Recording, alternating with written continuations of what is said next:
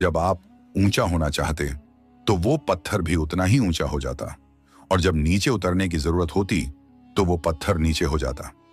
अल्लाह ताला ने अपने इस नेक बंदे की याद को बाकी रखने के लिए उस पत्थर पर हजरत इब्राहीम अलैहिस्सलाम के कदम मुबारक के निशान कायम कर दिए, ताकि ये आने वाली नस्लों के लिए एक निशानी बन जाए। इसी मुकद्दस पत्थर को मकाम इब्राहीम कहा जाता है। इसके बारे में अल्लाह ताला ने कुरान मजीद में इरशाद फरमाया, और मकाम इब्राहीम को नमाज की जगह बना लो। इस तरह ये मुकाम आज तक इबादत करने वालों के लिए एक बड़ी अजीम निशानी बना हुआ है।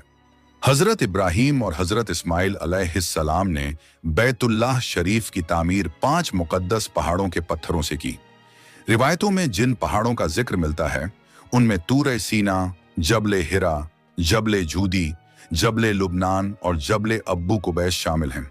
ये वही पहाड़ हैं जिनके पत्थरों से पहले हजरत आदम अलैहिस्सलाम ने भी खाना काबा की तामीर की थी। तामीर के दौरान जब हजरत इब्राहीम अलैहिस्सलाम हजरे अस्वद के मुकाम पर पहुंचे तो आपने हजरत इस्माइल अलैहिस्सलाम से फरमाया, ऐ इस्माइल, मेरे लिए एक ऐसा पत्थर तलाश करके लाओ जिसे यहां लगाया जाए, ताकि लोगों के लिए तवाफ शुरू करने की निशानी बन जाए। हजरत इस्माइल अलैहिस्सलाम पत्थर की तलाश में गए, लेकिन उन्हें वैसा पत्थर नहीं मिला। जब वो वापस लौटे तो देखा कि हजरत इब्राहीम अलैहिस्सलाम के पास एक ऐसा नूरानी पत्थर मौजूद है जिसकी रोशनी चारों तरफ फैली हुई थी।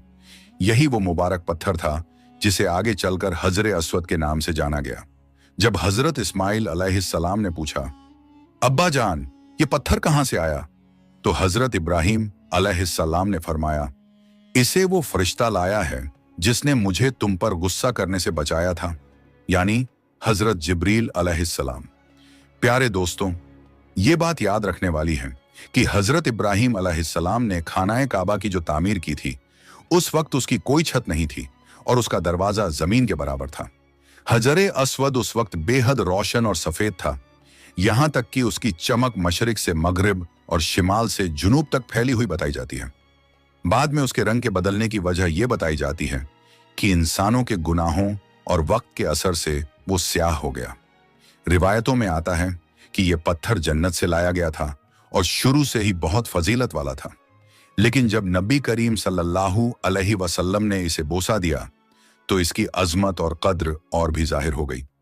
प्यारे दोस्तों, हजरत उमर फारूक रजी अल्लाहु अन्हु ने हजरे अस्वद के बारे में फरमाया, मैं जानता हूं कि तू एक पत्थर है, न नफा पहुंचा सकता है और न नुकसान।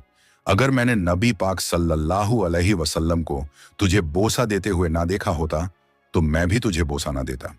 दोस्तों, चौथी मर्तबा खानाए काबा की तामीर उस वक्त हुई जब मक्का वालों ने इसे दोबारा बनाने का इरादा किया। कुछ रिवायतों में आता है कि एक औरत खानाए काबा में खुशबू जला रही थी, तभी एक चिंगारी उछलकर काबा शरीफ पर गिर गई, जिससे आग लग गई। इस आग की वजह से दीवारें कमजोर हो गईं। इसी दौरान मक्का मुकर्रमा में एक जबरदस्त सैलाब भी आया। काबा शरीफ की हिफाजत के लिए पहले से एक बांध बनाया गया था, लेकिन सैलाब इतना तेज था कि वो भी टूट गया। सैलाब का पानी खानाए काबा के अंदर तक दाखिल हो गया, जिसकी वजह से दीवारों में दरारें पड़ गईं और इमारत बहुत कमजोर हो गई। इन तमाम हालात को देखकर मक्का वालों ने फैसला किया कि अब खानाए काबा की तामीर नए सिरे से की जाए। लेकिन उस वक्त एक मसला दरपेश था। खानाए काबा के अंदर एक कुआं मौजूद था जिसमें लोग काबा के लिए लाए गए नजराने डालते थे। इसी को काबा का खजाना कहा जाता था। कुछ रिवायतों में आता है कि एक बार एक चोर ने इस खजाने को चुराने की कोशिश की, मगर वो उसी जगह हलाक हो गया। इसके बाद अल्लाह ताला ने इस खजाने की हिफाजत के लिए एक अजीम सांप मुकर्रर कर दिया, जो हर वक्त उस कुएं के मुंह पर बैठा रहता था। लोग उसके डर से कुएं करीब नहीं जाते थे।